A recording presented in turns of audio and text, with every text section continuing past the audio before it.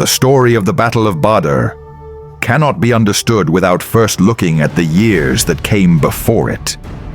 Years filled with persecution, sacrifice, and unshakable faith.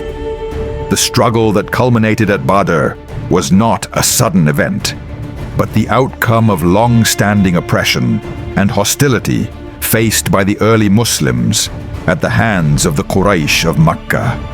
When Prophet Muhammad, peace be upon him, first began to call the people of Makkah to Islam, his message was simple yet revolutionary: to worship only one God, to abandon idols, to live with justice, and to treat others with fairness. This call threatened the foundations of Quraysh society, which was built upon idol worship, tribal pride, and economic power tied to the sacred sanctuary of the Kaaba. At first, the Quraysh mocked the Prophet, peace be upon him, and dismissed his message as a passing trend. But as Islam began to spread among both the poor and the noble, their opposition grew fierce. Those who embraced Islam were insulted, beaten, and tortured. Families were torn apart. Slaves who believed were dragged through the burning sands, whipped, and left under the scorching sun. Some gave their lives under unbearable torment, becoming the first martyrs of Islam. The Prophet Muhammad, peace be upon him, and his followers endured this persecution with patience, guided by the command of Allah to remain steadfast and not to retaliate. For more than a decade, they suffered humiliation, boycotts, and violence in Makkah. Eventually, when the oppression became unbearable, Allah opened a way for them to migrate to the city of Yathrib, later known as Madinah. The migration, the Hijrah, was not merely a change of location, but the beginning of a new chapter for the Muslim community. In Madinah, the believers found refuge and support among the Ansar, the native people of the city. Prophet Muhammad, peace be upon him, established bonds of brotherhood between the emigrants and their hosts, uniting them as one community under the guidance of Islam. A society was built on faith, justice, and mutual responsibility. Yet the Quraysh were not content to leave the Muslims in peace. Their hatred and fear of Islam did not fade with the migration. Instead, they saw the new Muslim community in Madinah as a direct threat to their power. They continued to plot against the believers, sending spies, spreading propaganda, and threatening tribes allied with the Muslims. Worse still, the Quraysh held control over the wealth and properties left behind by the emigrants. The homes, shops, and lands of the Muslims who had fled were seized and added to Quraysh wealth. To make matters worse, the trade caravans of the Quraysh continued to travel north towards Syria and return south to Makkah, carrying immense riches. These caravans were often financed by the very wealth stolen from Muslims. Each caravan that passed near Medina was a reminder of injustice, a symbol of the power of those who had driven them from their homes. It was in this context that the Muslims began to take action. Intercepting Quraysh caravans was not an act of aggression, but a way to weaken an enemy that had already declared war on them. The caravans were legitimate targets, funded by the possessions of the emigrants, guarded by those who persecuted them, and serving as the lifeline of Quraysh wealth. By striking at these caravans, the Muslims sought not only economic justice, but also survival. In the second year after Hijrah, news reached Medina of an unusually large caravan returning from Syria under the leadership of Abu Sufyan. It was said to be one of the richest caravans ever sent, carrying vast goods and treasures. Prophet Muhammad, peace be upon him, called upon his companions to prepare, not for an open war, but for an expedition to intercept the caravan. The Muslims who responded were few in number, around 313 men. They were not professional soldiers. Their equipment was limited, their animals few. Only 2 horses and less than 100 camels were shared among them, forcing many to walk for long stretches. Their weapons were basic, a handful of swords, spears, and bows. Yet, what they lacked in numbers and equipment, they made up for in faith and conviction. For the believers, this expedition was about justice. It was about reclaiming what had been taken from them and showing the Quraysh that they were no longer helpless exiles, but a community strengthened by Allah and led by His messenger, peace be upon him. But Abu Sufyan was a shrewd leader. He quickly learned of the Muslim plan and altered his route, skillfully avoiding their interception. At the same time, he sent urgent messengers to Makkah, warning of the threat and calling for reinforcements. The Quraysh, inflamed with pride and anger, saw this as an opportunity to crush Islam once and for all. They gathered an army of about 1,000 men, led by their strongest warriors, fully armed and supplied. They marched with arrogance and confidence, determined not only to protect their caravan, but to erase the Muslim presence from Arabia. Thus, what began as an attempt to intercept a caravan suddenly turned into something far greater. The Muslims of Medina now faced the full might of Quraysh on the battlefield. For the first time since the rise of Islam, the believers would stand in open combat against those who had oppressed them for years. The road to Badr had begun. The desert winds carried whispers of an inevitable confrontation. 2 forces were now moving toward one another. One small in number but strong in faith. The other vast in size but driven by pride and arrogance. The Muslims could no longer turn back. They had no choice but to stand firm and place their trust in Allah. The stage was set for a battle that would change the course of history. As the Muslims set out from Medina, their hearts carried both hope and uncertainty. They had left their city not to wage open war, but to intercept a caravan.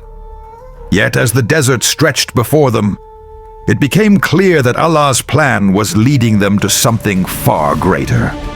The caravan had slipped past their reach, and now the Quraysh were advancing with a mighty force. The believers would soon be tested in ways they had never imagined. The journey south toward Badr was long and demanding. The Muslims, numbering just over 300, had little in the way of supplies. Only a few camels and horses were available, and these were shared in turns. Many walked barefoot across the scorching sands, their feet blistered, their bodies weary.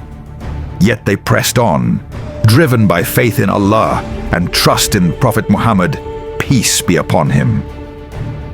Their destination was the Valley of Badr, a place known for its wells and springs. In the desert, water was life, and whoever controlled the wells would hold the advantage. Prophet Muhammad, peace be upon him, guided by divine wisdom, directed his companions to move quickly so that the wells could be secured before the Quraysh arrived. This decision would later prove to be a decisive factor in the unfolding battle. Meanwhile, the Quraysh marched from Makkah with arrogance and pride. Nearly 1,000 strong, they were led by their most powerful chiefs and warriors. They carried with them hundreds of camels laden with supplies, and their cavalry glittered under the desert sun. For them, this was not just a campaign of defense. It was a march of vengeance and intimidation, meant to crush the Muslims once and for all. They boasted of their strength, convinced that the believers of Medina stood no chance against their might. As the 2 forces drew nearer, the tension grew. In Medina, the Muslims had been bound by a covenant of unity, pledging to defend their city and their faith. But now, standing far from home, the question arose, Should they confront the Quraysh army, or should they retreat and avoid destruction? Prophet Muhammad, peace be upon him, sought the counsel of his companions. The Muhajirun, who had fled persecution in Makkah, voiced their support. But it was essential to hear the Ansar, the people of Medina, who had pledged their protection. They too spoke with firm conviction, declaring their loyalty to the Prophet, peace be upon him, and their readiness to fight by his side. With this, the matter was settled. The Muslims would not turn back. They would face the Quraysh, no matter how overwhelming the odds. When the Muslims reached the Valley of Badr, they found themselves in a position of strategic importance. The wells of Badr lay before them, and Prophet Muhammad, peace be upon him, ordered that the water sources be secured. A reservoir was constructed for the Muslims, ensuring they would not suffer from thirst during the coming battle. The Quraysh, arriving later, were forced to settle on the drier side of the valley, their access to water restricted. On the night before the confrontation, the believers rested under the desert sky. Though they were few in number, their hearts were filled with faith. Rain fell gently upon them, strengthening their spirits and firming the ground beneath their feet. For the Quraysh, however, the same rain turned their side of the valley into muddy ground, slowing their movement and weakening their position. Prophet Muhammad, peace be upon him, spent that night in prayer, supplicating to Allah for victory. His trust in Allah was unwavering, even as the reality of the enemy's numbers loomed over them. Around him, the Muslims slept peacefully, their hearts calmed by the assurance that they were not alone. They were supported by the unseen help of their Lord, who had promised aid to those who remained steadfast. At dawn, the Valley of Badr stirred with movement. The Quraysh army arranged themselves in ranks, their banners held high, their warriors prepared for combat. Their leaders, among them some of the fiercest enemies of Islam, stood at the front, ready to fight with pride and arrogance. Across the field, the Muslims prepared their small army. They lined up in disciplined ranks, their spirits united, their eyes fixed on the command of Prophet Muhammad, peace be upon him. Though outnumbered, they carried in their hearts a strength greater than weapons, the certainty of faith. The two forces now stood face to face, separated by a stretch of desert earth. The air grew heavy with silence, broken only by the sound of footsteps and the restless snorts of animals. The believers could see the sheer size of the Quraysh army, their armor gleaming, their weapons countless. Yet fear did not overcome them, for they knew that Allah was with them, and that truth would prevail over falsehood. As the sun rose higher, the heat of the desert intensified. The time for talk and strategy had passed. The battle was about to begin. The Valley of Badr, once a quiet place of wells and trade routes, was about to become the stage for one of the most decisive moments in history. The sun rose over the Valley of Badr, casting long shadows across the desert plain. The two armies now faced each other, separated by the stillness of anticipation. On one side, the Quraysh army stood proud and confident, their banners raised, their lines stretching wide with numbers and strength. On the other side, the Muslims stood firm, their smaller ranks drawn close together, their faces steady with determination and faith. Prophet Muhammad, peace be upon him, surveyed his companions. He reminded them that victory did not come from numbers or weapons, but from steadfastness and trust in Allah. He instructed them to remain disciplined, to stand shoulder to shoulder, and to hold their lines. Their strength was not in the size of their army, but in their unity and faith. Before the main battle began, It was the custom of the Arabs for duels between champions to decide the honor of each side. From the Quraysh, 3 of their fiercest warriors stepped forward: Utbah ibn Rabi'ah, his brother Shayba, and his son Al-Walid. They were seasoned fighters, feared and respected among their people. With arrogance, they called for challenges from the Muslims. From the Muslim side, 3 men stepped forward: Hamza ibn Abdul Muttalib, the uncle of the Prophet, peace be upon him; Ali ibn Abi Talib, his young cousin; and Ubaidah ibn al-Harith. These men represented courage, devotion, and loyalty to Islam. The duels were fierce, blades flashing in the desert sun. Hamza, known for his strength, struck down his opponent with decisive force. Ali, though young, displayed remarkable skill and bravery, defeating his challenger with swift determination. Ubaidah, however, was grievously wounded in his fight, though his opponent was also slain. He would later succumb to his injuries, becoming one of the first martyrs of Badr. The outcome of the duel sent a wave of confidence through the Muslims. Against the champions of Quraysh, they had stood firm and prevailed. But the duels were only the beginning.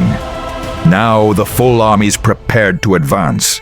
The Quraysh charged with pride, their warriors shouting battle cries, their horses kicking up clouds of dust.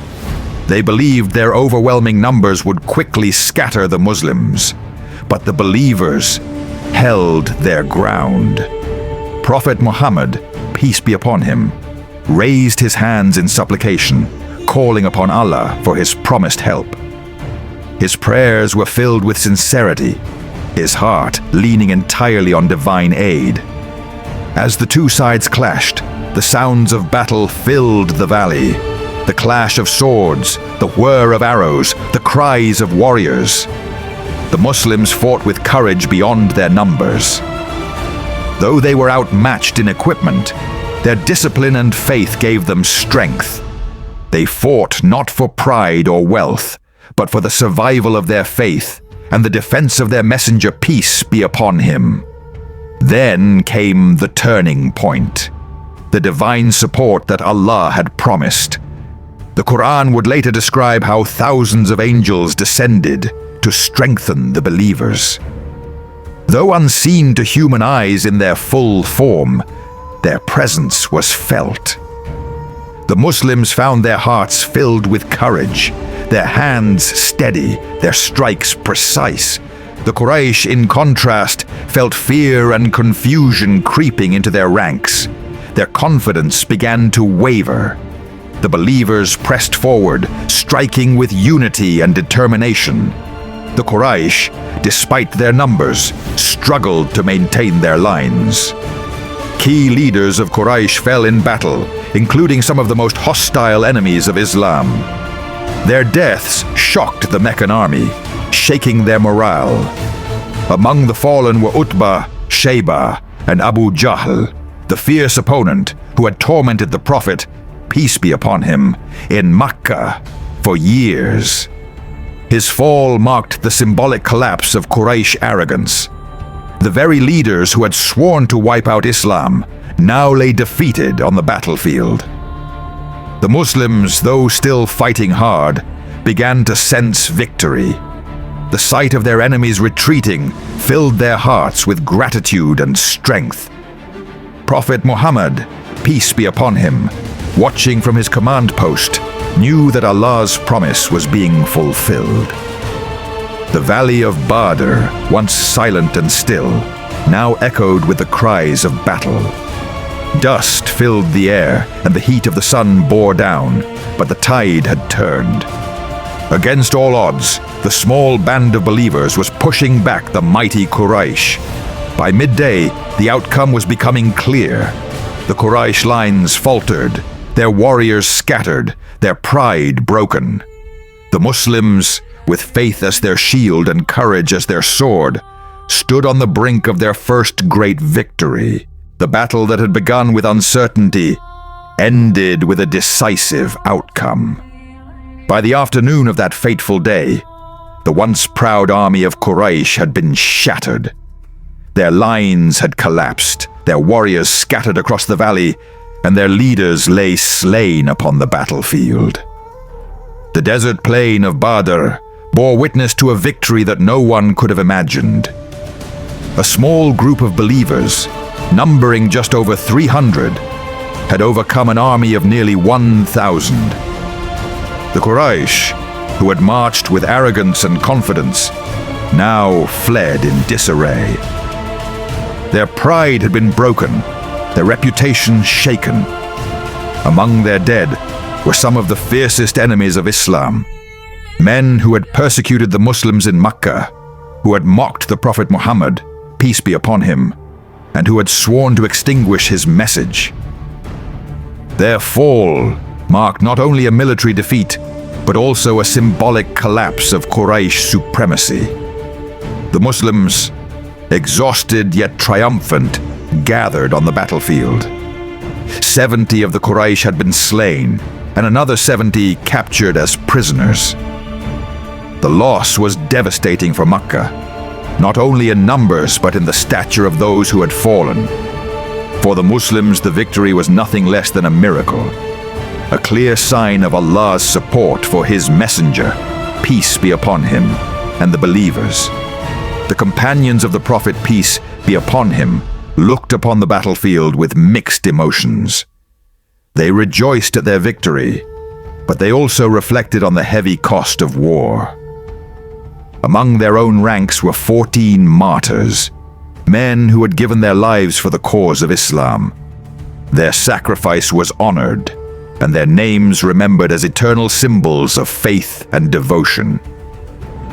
Prophet Muhammad, peace be upon him, himself stood in gratitude and humility before Allah. He knew that the victory at Badr was not due to strategy, weapons, or numbers. It was a triumph granted by Allah alone. The Quran would later describe this moment as a clear victory, a day when truth was distinguished from falsehood, when faith triumphed over arrogance. The treatment of the prisoners captured at Badr reflected the values of Islam. Instead of cruelty or vengeance, the Prophet, peace be upon him, ordered that they be treated with kindness. Some were released in exchange for ransom, while others were freed by teaching Muslims to read and write. This act of mercy stunned many of the Quraysh, who had expected brutality, but instead found compassion. For some, this became the first step toward recognizing the truth of Islam. The victory at Badr carried deep significance beyond the battlefield. For the Muslims, it was proof that they were not alone, that Allah's promise of support was real, and that their sacrifices were not in vain.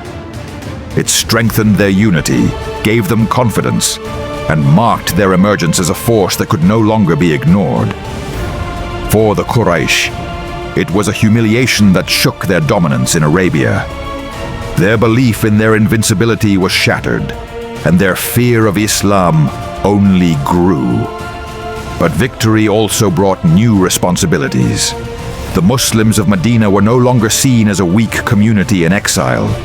They were now a power in their own right, one that would draw the attention and envy of tribes across Arabia. Prophet Muhammad, peace be upon him, knew that greater challenges lay ahead. Badr was only the beginning of a long struggle, a struggle that would demand patience, discipline, and faith. That evening, as the sun set over the valley, the believers gathered in prayer, their hearts filled with gratitude. They remembered those who had fallen, honored their sacrifice, and looked to the future with renewed determination. The battlefield, once a place of dust and fear, had become a symbol of hope and faith for generations to come. The news of Badr spread quickly across the Arabian Peninsula. Tribes that had once doubted the strength of the Muslims now looked upon them with respect. Some began to reconsider their alliances, while others waited to see how events would unfold. The Quraysh, humiliated but unbroken, returned to Makkah with grief and anger, swearing that they would avenge their loss. For the Muslims, the victory at Badr was a turning point. It was not only their first great military triumph, but also a confirmation of their mission. They had fought not for wealth, pride, or revenge, but for survival, justice, and the defense of their faith. And in that struggle, Allah had granted them success. Yet even as the believers celebrated, they knew that the path ahead would not be easy. The Quraysh would not rest until they had sought revenge. New battles would follow, and new tests would arise. But the memory of Badr, the first victory of Islam, would remain with them as a source of strength and inspiration. A reminder that with faith, even the weakest could overcome the strongest. When the defeated Quraysh army returned to Makkah, the city fell into silence. Families rushed to meet the survivors, only to be met with the devastating news of their losses. Fathers, brothers, and sons who had left with pride did not return. The marketplace, once full of the noise of trade, was now filled with grief and mourning. The leaders of Quraysh were shattered. 70 of their men had been killed at Badr, many of them among the most powerful chiefs and noblemen of Makkah. These were not ordinary fighters, but figures of influence, wealth, and lineage. Their deaths left a void in Quraysh society, one that weakened their political authority and exposed their vulnerability. Among the dead was Abu Jahl, the man who had sworn never to let Islam rise. His hostility toward Prophet Muhammad, peace be upon him, had been relentless, his oppression of the Muslims unending. His fall at Badr was not only a military loss, but a symbolic defeat, a crushing blow to Quraysh pride. To the Muslims, his death was a sign that arrogance and cruelty could not prevail against faith and truth.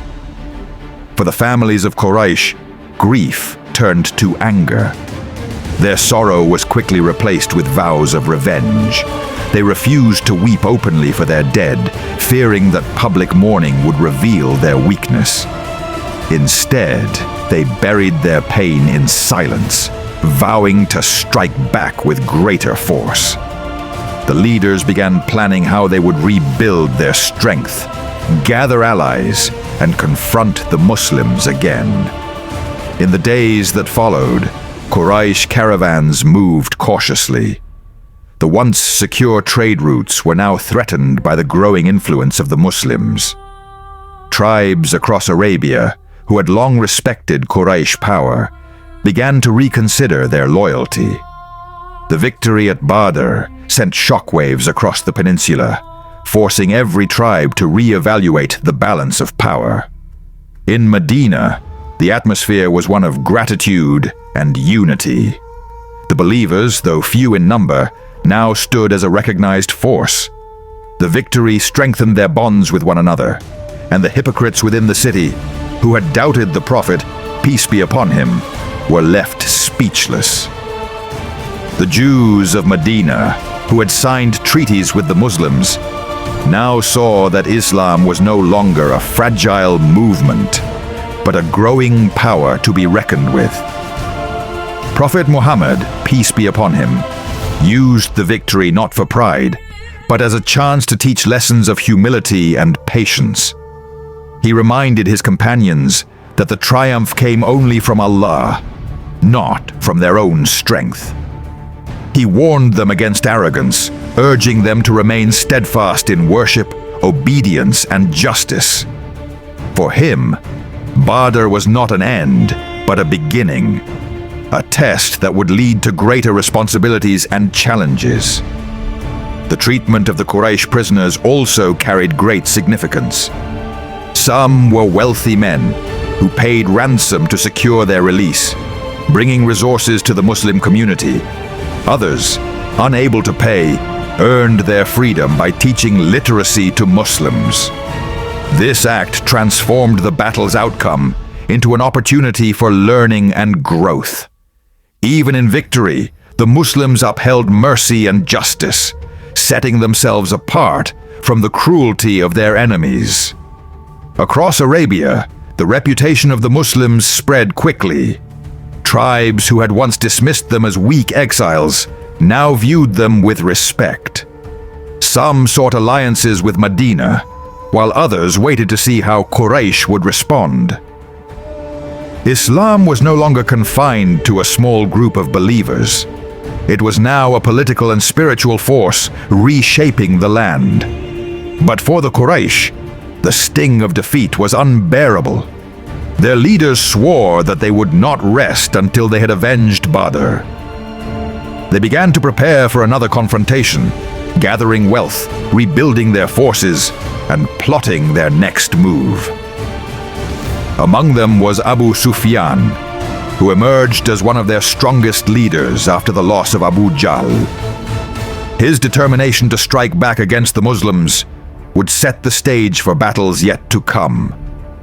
The victory at Badr was thus both a triumph and a warning.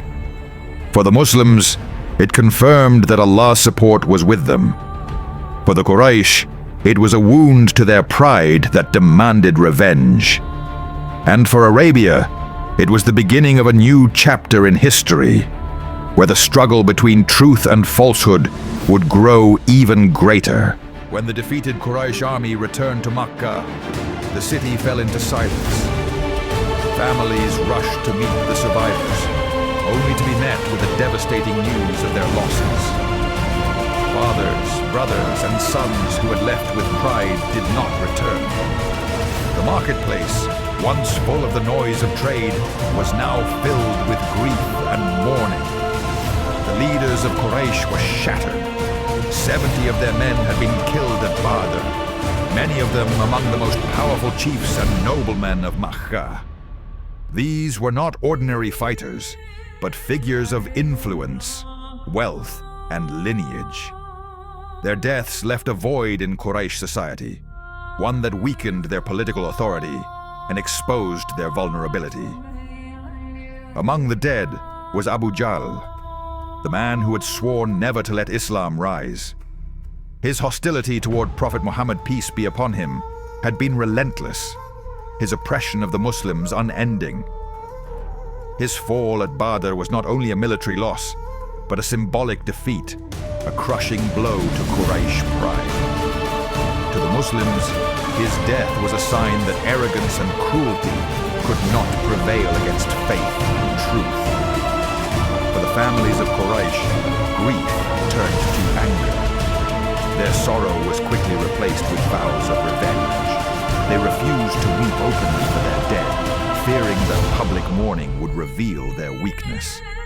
Instead, they buried their pain in silence, vowing to strike back with greater force. The leaders began planning how they would rebuild their strength, gather allies, and confront the Muslims again. In the days that followed, Quraysh caravans moved cautiously. The once secure trade routes were now threatened by the growing influence of the Muslims. Tribes across Arabia, who had long respected Quraysh power, began to reconsider their loyalty. The victory at Badr sent shockwaves across the peninsula, forcing every tribe to re-evaluate the balance of power. In Medina, the atmosphere was one of gratitude and unity. The believers, though few in number, now stood as a recognized force. The victory strengthened their bonds with one another, and the hypocrites within the city, who had doubted the Prophet, peace be upon him, were left speechless. The Jews of Medina, who had signed treaties with the Muslims, now saw that Islam was no longer a fragile movement, but a growing power to be reckoned with. Prophet Muhammad, peace be upon him, used the victory not for pride, but as a chance to teach lessons of humility and patience. He reminded his companions that the triumph came only from Allah, not from their own strength. He warned them against arrogance, urging them to remain steadfast in worship, obedience, excellence and justice. For him, Badr was not an end, but a beginning, a test that would lead to greater responsibilities and challenges. The treatment of the Quraysh prisoners also carried great significance. Some were wealthy men who paid ransom to secure their release, bringing resources to the Muslim community.